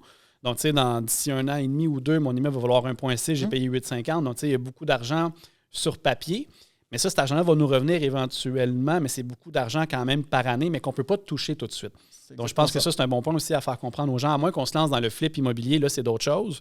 Mais si on va dans l'acquisition de portes comme on le fait, ben, c'est énormément d'argent, mais qui est plus sur le long terme, on va pouvoir en récolter. Une pierre à la fois, là, l'immobilier. Tu ne peux pas dire, je vais en immobilier, l'année prochaine, je vais faire 200 000. Ça marche dans certaines choses, il y a toujours des mais dans la réalité, tu prépares, surtout peut-être ta clientèle pour l'avenir, ta retraite, ou à l'avenir, justement, te garantir quelque chose sur du long terme. Ouais. Tu bâtis pour plus tard. C'est l'acquisition que je fais maintenant. Moi, c'est même si je crée, on va dire, c'est une belle créer 1,8 million ou 2 millions là, qu'on a prévu juste en un an, à 3. C'est waouh! Moi, tu me parles de 600 000. Je vais faire 600 000. Ok, mais non, je ne le fais pas. Il est sur le papier, je ne l'ai pas fait, il n'est pas là. Puis ça se trouve, il va être vendu cet immeuble-là dans 10 ans. S'il est vendu dans 3 ans, oui, peut-être. Mais... Donc, c'est que du fictif. La réalité, elle est vraiment plus difficile que ça. Là, on parle de beaux chiffres et des belles choses, mais derrière, il y a de la formation, puis on n'est pas arrivé là pour arriver là. Il y a eu beaucoup de travail, il y a beaucoup d'énergie qui ont été dépensées. Puis, si tu es prêt à t'investir, oui, l'immobilier, tu peux le faire. C'est comme un très beau tremplin pour plein de choses, mais tu n'as rien sans rien. Tu ne peux pas faire croire aux gens, oui, tu peux acheter sans argent, oui, tu peux faire plein de choses, mais ça ne t'empêche pas qu'il faut que toi, tu le veuilles, que tu aies la motivation, que tu aies les caractéristiques intérieures, la force, que tu sois prêt à te lancer, prendre des risques, de la gestion, du stress, pas dormir les week-ends, aller faire des... Il y a plein de choses qui sont cachées là, qu'on ne dit pas aujourd'hui. Je pensais que c'était facile, l'immobilier, les locataires n'arrêtent pas de dire que nous, on est les gestions des locataires, j'étais 5 fois au tribunal administratif de logement. Si tu n'aimes pas le tribunal, là, que tu as peur et que tu checkes devant le juge, ou que tu ne connais pas ça, ça, il faut que je t'en parle. Vas-y. Les gens qui achètent duplex, triplex ou quadplex, mais qui, une fois qu'ils ont acheté, posent des questions. Est-ce que je peux faire ça? Tu vois que ça sur Facebook. S'il vous plaît, avant d'acheter du duplex, du triplex, c'est oui, on vous a dit que c'est intéressant. Oui, mais c'est humain. Il y a des gens dans ces logements-là. Achète pas si tu ne sais pas ce que tu vas en faire, ni si tu as le droit de le faire. Parce que tu vas nuire à du monde et tu vas te mettre toi-même dans le trouble. Achète en connaissance de cause. Lis le TAL, là, ça prend... Pour vrai, le TAL, il n'y a pas tant que ça de loi insurmontable. Là. C'est en 3 heures, tu fais le... facile que de lire le TAL. C'est quoi? C'est de m'appeler. Ah, de t'appeler, ben voilà. Pour m'engager comme courtier, puis je vais tout vous dire ce que vous pouvez puis que vous pouvez pas faire non plus. Mais effectivement, c'est formé, c'est très, très bien. C'est ça. Une personne ressource comme toi, c'est l'idéal. Ouais. Mais c'est ça. Je veux vraiment, les gens, là, investissent en connaissance de cause. Parce qu'on arrive trop avec des problèmes soit de locataires, soit de propriétaires et locataires, et puis des gens qui pensent, ah ben là, je veux le récupérer, mais j'ai acheté avec mon ami, parce que j'avais pas l'argent tout seul, un duplex. J'ai acheté un duplex avec mon ami, puis là, on veut le reprendre. Mais non, tu peux pas. Tu as acheté avec un partenaire. Tu peux pas quand tu as acheté en partenariat. Si tu achètes une compagnie, tu peux pas non plus reprendre un immeuble. Tu peux le reprendre uniquement s'il est à toi, c'est au nom personnel et que c'est ton immeuble à toi. Personnellement, pas avec... Même tu peux pas être copropriétaire, tu peux pas avoir quelqu'un sur le financement avec toi, c'est toute seule. Ça, je vois l'erreur tout le temps. Tout le temps. Il y a plein de choses. Ouais, mais là, j'ai acheté, je veux le récupérer. Non, il a un bail, c'est 6 mois avant le bail que tu dois prévenir. Si tu achètes au mois de février, tu n'as pas prévenu le 31 décembre, tu ne peux pas le 1er juillet le sortir. Tu attends 1 an et demi. Il faut respecter la loi puis respecter son locataire. Donc, c'est vraiment important si tu veux faire du bel argent, si tu veux faire de l'argent pour ta retraite et acheter un duplex, un triplex. Oui, c'est intéressant, mais il faut que tu y ailles en connaissance de cause. Ça, d'autant plus aussi, j'ai l'impression, en fait, je le vois un petit peu arriver d'avance, là, avec le prix des maisons qui est aussi cher, puis même les condos qui sont rendus très, très chers, les gens ont de la difficulté à se qualifier puis de pouvoir se porter acquéreur d'une propriété. Là, on parle plus de résidentiel que de multilogement, mais ça reste quand même pertinent. Puis, moi, personnellement, je vais commencer à en acheter plus, puis je propose aussi aux gens d'en acheter beaucoup. C'est duplex, triplex, quadruplex, peut-être un petit peu moins, parce que l'on voit moins de propriétaires occupants dans le quadruplex, mais quand même. Mais duplex, triplex, là, les gens n'auront pas le choix d'acheter ça d'ici très prochainement parce qu'ils ne pourront plus acheter de maison puis de condo tout seul. Je pense que ça a déjà commencé. Ça a déjà commencé. Je le vois un peu dans les villages. Moi, je suis un peu du côté village, Farnham, comment on dit. C'est un peu en périphérie. Ce marché-là, il n'a pas bougé. Il n'a pas baissé. Là. Les gens... on ne peut pas payer d'hypothèque seule. Qu'est-ce qu'on fait? On veut acheter un duplex, un triplex, parce qu'on veut un premier achat, on veut une première, quelque chose pour bâtir, pour créer, parce qu'il y a des gens qui ont cette vision-là, et puis ils ont totalement raison que dans 5-6 ans, ça va pris une valeur et pour revendre, pour avoir leur maison. Mais c'est là où c'est important de connaître tes droits et devoirs envers le locataire. Ouais, parce que moi, j'entends beaucoup de gens justement qui disent je vais attendre d'avoir la mise de fonds pour pouvoir acheter ma maison ou mon condo. Puis là, ils attendent, mais ils accumulent des sous, mais pendant ce temps-là aussi, les valeurs augmentent plus vite que leur mise de fonds, donc ils ne pourront jamais acheter. Donc en ce moment, ce que je conseille beaucoup à mes clients, c'est acheter un duplex ou un triplex, aller y habiter propriétaire occupant. Dans un duplex, on peut mettre aussi peu que 5 % de mise de fonds. Dans un triplex, c'est 10 % de mise de fonds minimum. Et là, on a des locataires qui payent une bonne partie de notre hypothèque. Donc nous, ça nous coûte pratiquement, c'est pas vrai, ça va coûter quand même des sous, mais ça ne coûtera pas aussi cher. Et dans 3, 4 ans, 5 ans, quand on a le temps de renouveler l'hypothèque, on peut revendre le plex, on fait une grosse mise de fonds et là, on est capable d'acheter notre maison. Parce que ça se prépare, parce que l'accès à la propriété, là, c'est rendu fini, ça. C'est difficile, hein? C'est presque fini. Là. Moi, beaucoup de gens que je connais qui n'ont pas des immenses revenus, puis qui ne peuvent pas acheter. Puis ils vivent dans un monde de licorne un peu, puis je m'excuse, je pète un peu la ballonne des gens, mais je pense que c'est important d'être direct avec ça, c'est que c'est en train de se passer, puis ça se passe déjà. Puis il faut faire des actions en conséquence. Ce qui m'a surpris quand je suis arrivé, une des choses qui m'a surpris, on me demande souvent en tant que Français, qu'est-ce qui t'a plus surpris quand tu arrives au Québec? Moi, quand je suis arrivé au Québec et que je voyais ma belle-sœur et mon beau-frère, 23 ans, 24 ans, infirmière et électricien, qui étaient propriétaires. Attends, ils ont 23 ans, ils sont propriétaires de leur maison. Avec ils ont fait construire. Cours, ils ont fait construire. Moi, je suis français, là, oublie ça. Là. Il n'y a personne qui a de maison avant 35 ans là, ou 40. Je vais avoir bâti travaillé fort pendant 20 ans pour avoir l'accès à la propriété. Puis là, maintenant, on est surpris, puis on voit que ça baisse, mais c'est juste que ça s'uniformise. Et puis le Canada est un pays déjà de licorne, comme vous dites, parce que c'était comme... En fait, il y avait tellement de chance et les gens ne s'en rendaient pas compte qu'il y avait... ici, c'est un des seuls pays au monde où c'était accessible, où c'était pas facile, mais dès que tu travaillais et que tu avais un début de, on va dire, de stabilité professionnelle, tu pouvais acquérir une maison, tu pouvais acheter. Moi, j'ai acheté à Saint-Jean, justement le petit clin d'œil à la maison de Mike Ward, j'avais juste ma femme un salaire. On avait un seul salaire, on avait acheté une maison à 240 000. Avec piscine, avec 4 chambres, avec le sous-sol, le cinéma maison, 200 000. C'était juste en 2015. Là, est-ce que... c'était pas, la réalité n'était pas bonne. C'était trop facile. Je trouve ça super pertinent en plus parce que je me suis fait lancer des rushs il y a à peu près une semaine sur les réseaux sociaux parce que je n'arrêtais pas de dire à tout le monde « The party's over ». The party's over. Vous êtes mieux de commencer à prendre des actions concrètes maintenant. Puis j'arrêtais pas de dire aux gens, si vous pensez que l'immobilier est cher aujourd'hui, attendez de voir tantôt. Puis je dis aux gens, je ne serais même pas surpris que l'immobilier, les maisons surtout, là, on pense plus de maisons, mais que les propriétés triplent de valeur d'ici le 10 ou 15 prochaines années. Là. Puis les gens disent c'est impossible, c'est impossible. On le voit déjà à Vancouver, on le voit déjà à Toronto. Il y a des familles qui habitent ensemble parce qu'ils n'arrivent pas à se payer des maisons. Puis ma question pour toi, étant donné qu'évidemment tu viens d'ailleurs, est-ce que... Parce que les gens n'ont pas dit, ouais, mais ailleurs, ils ont des revenus beaucoup plus élevés qu'ici, le revenu moyen. Est-ce que les gens ont un revenu beaucoup plus élevé dans ton coin? C'est pas vrai du tout. C'est pas vrai, hein? Là, en fait, c'est ça, il faut vraiment péter la bulle, c'est triste, là. Et puis, c'est vrai, ce qui va se passer, c'est que l'immigration est de plus en plus grosse, de plus en plus grande. Le manque de main-d'œuvre. Le manque de main-d'œuvre, je trouve ça un peu comme borderline, parce que le manque de main-d'œuvre, c'est peut-être le manque de personnes qui veulent travailler pour moi, que le manque de main-d'œuvre. Je ne veux pas créer de polémique, là, mais si moi, demain, je suis au chômage, je te garantis que je trouve du travail. Ouais. OK, on s'entend? Que je vais aller dans la construction ou je vais caissier à Walmart, malgré qu'il y ait les trucs automatiques, je vais en trouver de la job. Là. Ouais. Hein, mais c'est parce que ma femme est gérante là, depuis 7 ans dans la même place, là, dans une franchise. Je te garantis que les gens ne veulent pas trop travailler. Même les jeunes, là, c'est fatigue. On dit peut-être toujours que l'ancienne génération était mieux, mais là, on est vraiment à un point où vous n'aurez pas le choix de vous donner un coup de pied aux fesses derrière là, pour démarrer. Et puis, en Europe, c'est comme ça. En Europe, les salaires ne sont pas exorbitants, et puis c'est difficile l'accès à la propriété. Et puis, c'était vraiment ici où tout était facile, tout était simple. Mais moi, je trouve que la normalité, ce n'est pas les taux à 1 ou 2%. La normalité, c'est là.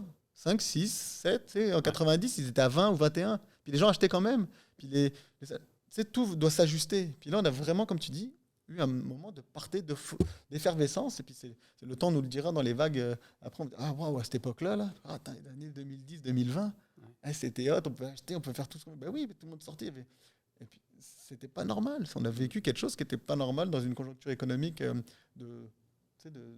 festive, je pourrais dire festive, parce que c'est comme tout le monde pouvait sortir, on pouvait aller au resto, on pouvait s'acheter, acquérir. On avait vraiment une belle qualité de vie. Et puis là, ça va retomber un peu à la normale. Ça va être un peu dur aussi pour certaines personnes, mais c'est la triste réalité. Puis là, toujours, de toute façon, moi, je sens que ça se creuse quand même entre les plus riches et les plus pauvres. Là, on n'arrive pas à jongler là-dessus.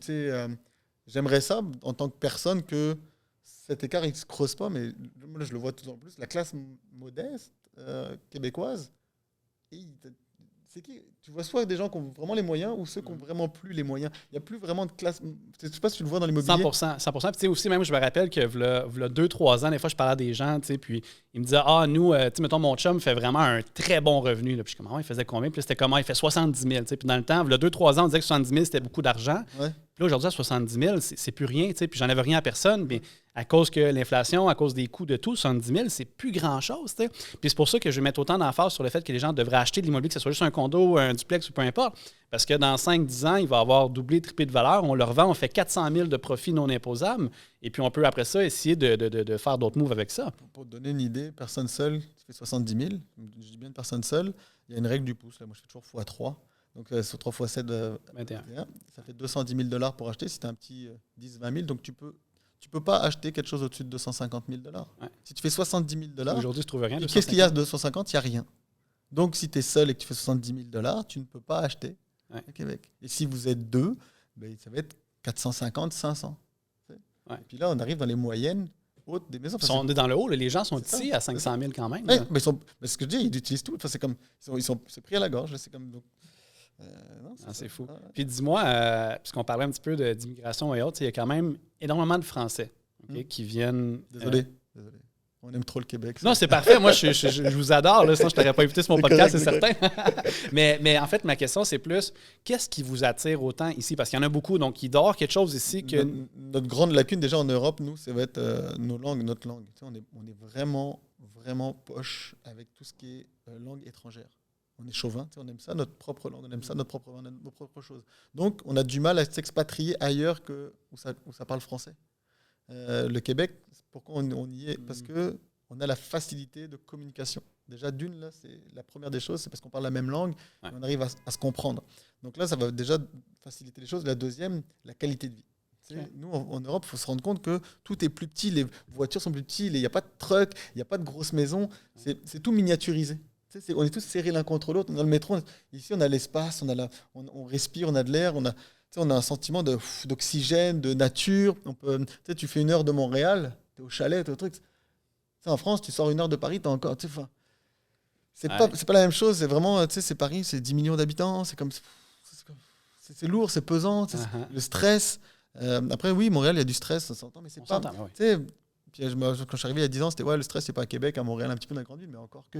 le stress parisien, du stress montréalais, c'est pas la même chose pour toutes. Il y a encore... Et puis ça, il ne faut pas que ça se perde. Là. Il y a encore du respect entre les gens, il y a encore de la bienveillance, il y a encore de l'aide, il y a encore plein de choses, des valeurs qui sont en Europe. C'est difficile l'Europe socialement, économiquement, mais les gens sont plus agressifs, sont encore plus selfish. Alors qu'ici, on a encore ça. Pour moi, le Québec, ça reste ça, c'est la Belgique qu'on a en Europe. Les Belges sont tellement ouverts, accueillants, chaleureux. Et c'est tout ce que les Québécois sont.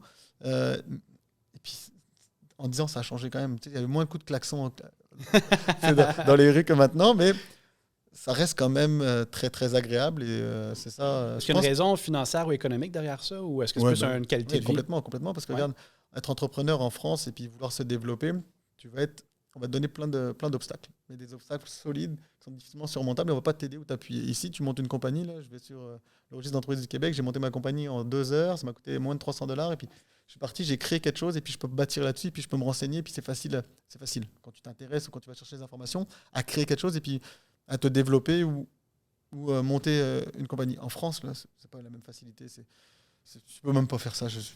C'est déprimant presque l'Europe pour ça, c'est parce qu'on ne donne pas les moyens.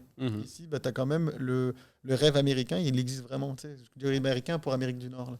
On a vraiment ça. Moi, je dis, waouh, si je travaille fort, je vais avoir ma belle voiture. Si je travaille fort, je vais avoir ma belle maison. Si je travaille fort, il est accessible. Avec de la formation, du travail, mais beaucoup plus qu'en Europe. Est-ce que tu trouves que, mettons, que de plus en plus d'immigration, est-ce que tu as l'impression que les vannes sont de plus en plus ouvertes et que les gens, mettons, dans ton pays se parlent de plus en plus de venir ici?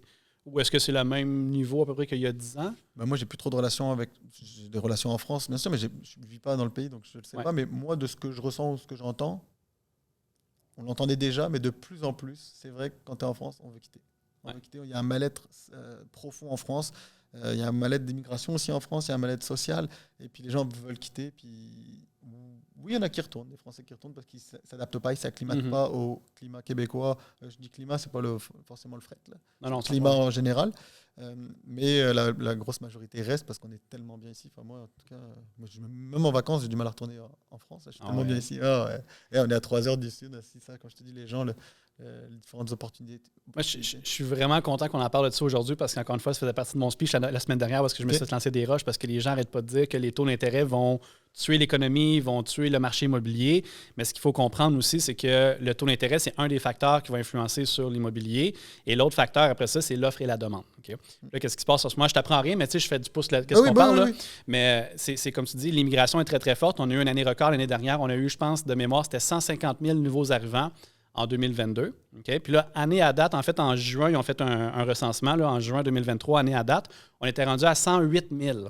Donc, on est en train de battre l'année record de l'année dernière, qui était déjà bien au-dessus de ce qu'on faisait rentrer, en fait, de nouveaux arrivants au pays.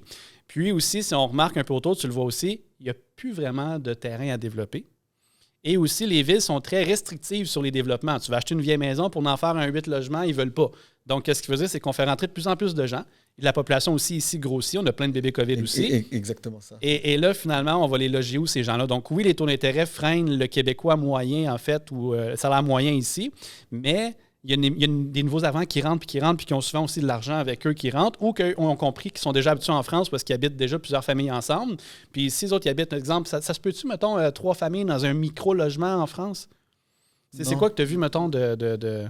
Non, et ici, là, tu réponds très bien, l'offre et la demande. L'offre et la demande, là, on n'a jamais aussi peu construit du neuf au Québec que dans les dernières années. Aussi. Ça descend.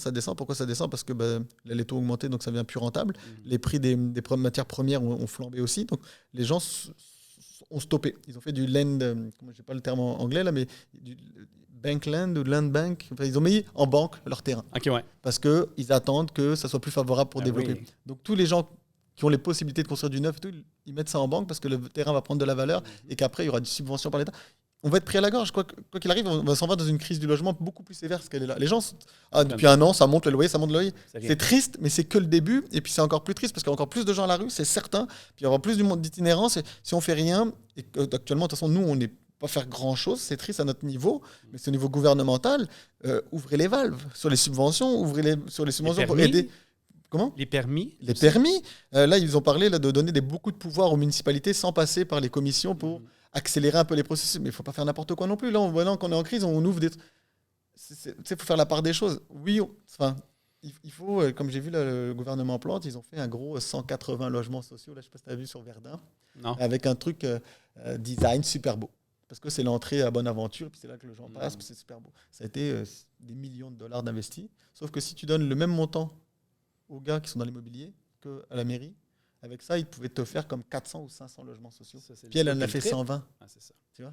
Parce que le design, donc le problème, c'est que la politique nuit à la politique. Tu vois ce que je veux dire ? Donc si cet argent-là était mieux investi, puis si on le donnait aux bonnes personnes, aux gars de l'immobilier qui sont promoteurs immobiliers, sont ultra riches, oui, mais ils font les choses aussi intelligemment. Parce que eux, ils ont... Mais c'est pas juste ça aussi. Je pense que ce que les gens aussi comprennent mal, c'est que les gens, ils pensent que si on donne le pouvoir aux développeurs et constructeurs, qu'ils vont en profiter justement pour s'enrichir encore plus, mais ça va être l'inverse qui va se passer. Pourquoi? Parce que si les gens ont plus d'opportunités de bâtir plus de propriétés, on va créer plus d'offres sur le marché et on va pouvoir répondre à la demande. Donc, on va commencer à se compétitionner entre nous. Parce que là, en ce moment, on n'a déjà pas beaucoup de propriétés, puis le peu qu'on a, on le sait qu'on est les seuls à les avoir. Exactement. Donc là, c'est sûr que le prix est en conséquence. Exactement. Donc ça, les gens ne comprennent pas là-dessus. Puis, tu sais, est-ce que ça vient exactement à ce que je voulais dire. Pour vrai, je repense à tout ça, puis je suis comme, c'est exactement ce que je disais la semaine passée, puis c'est parfait de t'avoir là justement pour faire comprendre ça aux gens. Là. Ouais. Ah non, les loyers ne sont pas prêts de baisser, puis l'offre et la demande, elle est grandissante. Que ce soit l'immigration, que ce soit les personnes âgées aussi, ils restent âgées plus longtemps, et puis ils ne vont pas en maison de retraite tout de suite, donc ils restent plus longtemps dans les logements. Et puis il y a des soins à domicile. Moi, je le vois beaucoup, des vieux à la maison qui ne veulent pas vendre parce qu'ils restent là avec l'infirmière. Là. Et puis ils sont protégés, ces gens-là aussi. Il y a des conditions, là, quand ça fait plus de 10 ans, que tu as plus de 70 ans et que tu es au salaire minimum, ces 3 conditions sont réunies, tu es obligé de rester, tu ne peux pas être sorti par ton propriétaire. Donc tous ces gens-là vont rester dans les immeubles. Donc il n'y a pas de turnover. Ouais. Donc tu sais, ok, mais là on va bloquer. Et puis les immigrants, ils arrivent, ils poussent. Il faut qu'ils aillent se loger. Eux, ils vont faire quoi ? La plupart du temps, ça va encore parce qu'ils sont ils ont les moyens, comme ils sont immigrants, ils ont été sélectionnés pour acheter. Donc ils vont prendre l'unifamilial. Mais au début, avant d'être dans l'unifamilial, eux, ils ont les moyens de se payer les logements en attendant de trouver la maison de leur rêve. Pendant 3 mois, 6 mois, 1 an. C'est pas cher de payer 1500 ou 2000 par mois de loyer. C'est rien, c'est en euros ou quelque chose. Ah bah là, c'est 1500 €, c'est rien. Parce que nous, en Europe, c'est 2000, 2005. Tu sais. Donc là, c'est qui la clientèle québécoise ? Ouais, c'est ça. Donc là, la clientèle québécoise et les locataires québécois, non, ils ne vont pas passer en priorité, puis ils n'ont pas le pouvoir d'achat. Enfin, non, là, on est juste au début. Je pense que c'est triste, là, mais donc, on revient sur l'investissement. Là, vous parlez de taux d'intérêt, ils sont haut. Puis là, moi, je vous dis qu'on est au début de monter les loyers. Donc, on s'en fout là, de ton taux d'intérêt au final, là, parce qu'on sait que les loyers vont être encore plus hauts. Qu'est-ce qui définit le prix d'une bâtisse ? C'est sa valeur nette économique. C'est le montant de ses loyers moins des dépenses. Donc, la valeur va augmenter. J'ai même vu un rapport, je pense que c'est la SCHL, là, je ne suis pas certain à 100%, mais qui disait que les loyers allaient augmenter encore de 25% dans le prochain 2 ans. C'est fou, là. Pensez, si tu payes déjà, mettons, 2000, là, fais le calcul, tu es rendu à 2500 d'ici 2 ans. Moi, je trouve ça me choque même pas. Ça me choque même pas, non, je veux Parce dire, que sauf que... 2021, quand j'ai acheté, quand on revient à mon Ciplex, 2021, j'achète donc les 5,5. Les 5,5, quand je mettais 1100, c'était comme... Bon, ok, je peux y aller à 1100, là, comme, c'était mon gauge le plus haut. Là, maintenant, c'est le même 5,5, c'est 1450. Ça fait $350. C'est en 2021, on est juste encore en 2023. Puis là, je parle d'une réalité. Là, je parle pas de tiens, peut-être ça va augmenter. Non, ça vient d'augmenter de $350 en 2 ans. Ça, justement, mon site logement que j'ai acheté à Longueuil il n'y a pas longtemps, les logements, c'est des 4,5, pas rénovés. C'est propre, mais c'est vraiment pas rénové, c'est d'origine et tout. C'était loué avant COVID à 650. Okay? Là, je viens d'acheter tout récemment, il y avait 2 gens qui partaient, donc Lucky Me, j'avais deux vacants. Je les ai mis sur le marché. J'ai reçu 350 demandes pour le louer. Okay? Finalement, je l'ai loué 1500. Fait le calcul, c'est 2 fois et demi ce que c'était loué, là, même pas 2 ans. Et je te dirais qu'environ 90% de ma clientèle qui m'a contacté étaient des nouveaux arrivants. Je suis à Longueuil, je ne suis pas à Montréal, hein, je suis à Longueuil. Mais moi, c'est un peu ce que j'ai, parce que je suis en périphérie, Saint-Jean ou Farnham. Là. Moi, je suis insulté sur les réseaux sociaux. C'est vraiment des insultes de propriétaires odieux parce que j'ai mis à Farnham un 3,5 à 850, 900. Et puis là, maintenant, c'est rendu 1200, 1150 pour un 4,5 pas rénové. Là. Un balcon, pas un stationnement. C'est vraiment quelque chose de basique dans un vieil immeuble. Mais c'est parce que c'est le marché. C'est pas moi qui te fais le marché. C'est pas moi qui décide. Et j'ai 37 à 40 demandes dans un village. Et puis, par contre, j'ai les 37 ou 40 autres qui m'insultent. Mais je fais... Il faut que je l'affiche pareil, puis il faut que je le loue pareil. Et puis les gens à qui je loue sont très contents de le trouver à ce prix-là. Parce que, regarde, de toute façon, c'est plus achetable à Saint-Jean. Et puis là, au moins, j'en ai un à Farnham. Et puis ma famille, un peu, je suis à côté de l'école pour mes enfants. Et puis ça me va très bien. Puis il y a des gens qui sont satisfaits de ça. C'est juste qu'on ne peut pas faire plaisir à tout le monde. C'est triste. Puis là, nous, on est aussi, oui, on est content de louer un peu plus cher parce que ça a augmenté. Mais on a investi pour ça aussi. On n'a pas rien triché. On n'a pas rien volé à personne. On sait, nous, quand on est dans l'immobilier, que ça va augmenter parce que c'est une vague c'est même pas une vague, là. L'économie sur du long terme, c'est une courbe ascendante tout le temps. Donc, j'invite le monde justement à investir pour ça, parce qu'on le sait que c'est une courbe ascendante. C'est un monde, on appelle ça une compétition ouverte, c'est l'offre et la demande, on est dans un monde capitaliste, hein, on va se le dire. Ouais. Donc, c'est pour ça aussi, je pense que le podcast est très pertinent pour essayer d'aider aux gens de commencer à investir encore une fois pour comprendre qu'il y a un choix à faire en ce moment, c'est je reste sur la ligne de côté, puis je me fais ramasser par qu'est-ce qui s'en vient, ou je prends action encore une fois en conséquence, puis je pose beaucoup le mot sur je prends action parce qu'il faut prendre action maintenant. Ça va être encore plus difficile l'année prochaine, encore plus dans 2 ans, et ça va être impossible dans 10 ans. Donc, je pense que les gens ont beaucoup à apprendre en fait de ton message aujourd'hui, là. Et puis, ce que j'aime beaucoup, j'en ai pas parlé depuis que je suis au Québec, c'est ce qu'il n'y a pas en Europe, beaucoup moins, c'est les jeunes. Ici, il y a une jeunesse dans l'immobilier qui est très intéressante, qui s'intéresse, qui a envie. Là, on voit sur TikTok qu'ils font du contenu, on voit, mais c'est des mini-entrepreneurs, là. Ceux qui font de l'immobilier à 19, 20 ans, 21 ans, là, je les vois déjà dans les réseautages, mais ils sont peut-être une dizaine à une quinzaine, ils se regroupent. Waouh, si moi, à 19 ans, j'étais déjà à leur réseau, mais leur avenir est tout. Donc, c'est des beaux... c'est comme on appelle ça, là. C'est pas des représentants, mais des porte-drapeaux, là, pour tout le reste, là. Si eux, à 19, 20 ans, ils sont là, ils ont l'envie. Tu sais, il n'est jamais trop tard. Même si tu as 50 ans, tu peux commencer à investir pour ta retraite. Mais si tu as 60, quand tu auras 70, ça fera 10 ans que tu es dans l'immobilier. Tu vas profiter encore. Ouais. Ton immeuble est à moitié payé ou presque à ce moment-là. C'est ça. Il n'est jamais trop tard. On peut prendre des exemples. C'est toujours possible, en fait. C'est ça qu'il faudrait dire au monde ou faire comprendre qu'il n'est pas trop tard et qu'on peut le faire. Et puis c'est une question d'envie de passer à l'action. Puis c'est ouvert à tout le monde. C'est ça. C'est pas un monde de licorne. Là. On est là, puis on peut témoigner. On a des personnes qui ont réussi. Puis je pense que ouvrir les yeux. C'est un exemple parfait où justement tu étais pas en immobilier avant 2-3 ans. Et puis aujourd'hui, on est déjà en train de négocier des deals de 2 millions, des 18 logements, des cibles, des ça. C'est ce que je remarque beaucoup dans les gens qui commencent une étape à la fois, une action à la fois. C'est que les gens ils pensent que je vais acheter un logement ou un bloc à tous les 5 ans, mais finalement, comme que disait aussi mon autre invité, Denis Gallico, que tu connais sûrement aussi. Denis, Et les gens, ils vont tout le temps, mettons exemple, si tu achètes juste un triplex aux 5 ans ou 10 ans, ça va déjà te rendre multimillionnaire à ta retraite, mais souvent, c'est pas ça qui se passe, c'est pas linéaire. C'est que dès qu'on achète un, l'immobilier prend beaucoup de valeur, on le refinance, on peut en acheter 2 finalement. Et les gens qui ont commencé à goûter à cette richesse-là, parce que je vais appeler ça, c'est de la richesse, c'est pas seulement du cash-cash, c'est une richesse générationnelle qu'on crée. Ouais. Et c'est une liberté financière incroyable. Aujourd'hui, tu n'en vis pas, mais dans quelques années, tu vas en vivre d'une façon incroyable. Puis les gens, ils ne voient pas le potentiel en arrière de ça, puis c'est ce que je trouve de valeur beaucoup. Je pense qu'on a apporté énormément de valeur aujourd'hui. Moi, je suis convaincu que les gens qui vont écouter ont la tête qui se filme, sont comme « Wow, on en a appris beaucoup. » On a apporté beaucoup de faits justement au niveau de la démographie, la croissance démographique, en fait, ce que je voulais dire. Et plein de bons trucs comme toi, commencer avec absolument rien. Donc, je voulais dire un gros merci. Je ne sais pas s'il y a dernier point que tu voulais apporter ou si ça clore notre dossier. Ben, regarde, je vais le dire que vraiment, ton rêve, juste imagine-le et puis il est accessible. C'est pas juste un rêve, c'est juste prends action, prends des décisions, fais des choses en fait pour une marche à la fois, une étape à la fois, mais avance. Et dès qu'on t'a un non te rapproche de ton oui. C'est des statistiques, tout est des statistiques dans la vie. C'est toute une question de mindset. Moi, je ne connaissais pas ça, le mindset. Le mot mindset, j'ai dû le regarder il y a 3 ans sur Internet. Mindset, je ne parle pas anglais, je suis français. C'est quoi le mindset? Développement personnel, c'est quoi? Ok, je ne connaissais pas ça. Et maintenant, j'ai envie de faire découvrir ça aux gens. J'ai envie de faire qu'ils se développent, t'es plus riche, tu vois, et puis t'es plus riche de tout. C'est pas une question, comme tu disais tantôt, de richesse. Là, c'est la richesse intérieure, la richesse entre les personnes, les valeurs. Donc, l'immobilier, déjà d'une, il va te rendre une certaine liberté, ou il va t'aider pour ta retraite, mais il va te donner surtout une richesse intérieure et puis t'ouvrir à un monde qu'on pense parallèle, mais qui est accessible vraiment à tout le monde qui veut l'ouvrir, tu vois, qui veut ouvrir ses bras à ce monde-là. C'est pas mal ça. Excellent mot de la fin. Merci beaucoup, Dave. J'apprécie sincèrement. C'est un plaisir de apporté tellement de valeur. Merci beaucoup. Yes. Et à tous les gens, merci beaucoup pour votre écoute. Si vous avez des questions, si vous voulez commencer à investir en immobilier, même si vous n'êtes pas prête maintenant, je vous le dis, écrivez-moi. Ça va me faire plaisir de vous aider, que ce soit dans 1 an, 2 ans, 3 ans qu'on fait notre transaction ensemble. Ça ne me dérange pas. Ça me fait plus que plaisir. Je veux vraiment vous aider à vous aussi pour faire acquéreur de propriété, puis de peut-être passer sur mon podcast dans 1 an, 2 ans ou 3 ans, comme que Dave vient de le faire. Donc, sur ce, on se dit à la prochaine épisode. Merci.